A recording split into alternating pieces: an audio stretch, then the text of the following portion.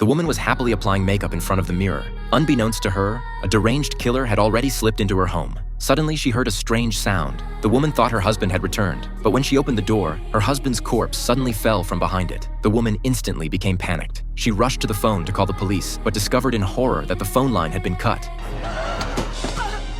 At that moment, the killer had already approached her. Soon, the woman was cornered on the bed. The killer then stabbed viciously toward the woman.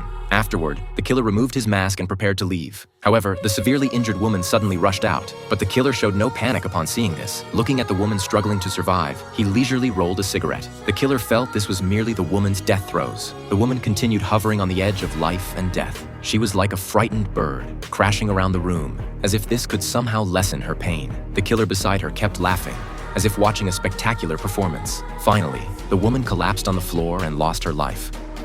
Brilliant.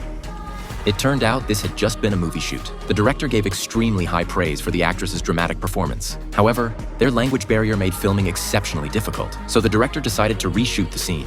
At that moment, the prop department crew showed considerable dissatisfaction. The props that had just been destroyed would take at least a day to reset. The director had no choice but to stop filming. Just as the crew was preparing to wrap up and go home, prop master Anna suddenly remembered she had left her phone at the filming location. She had to return to the set, but Anna discovered the crew was still filming. She had no choice but to wait nearby for the filming to end. However, at that moment, the male actor suddenly picked up the knife. He stabbed toward the female actress without hesitation.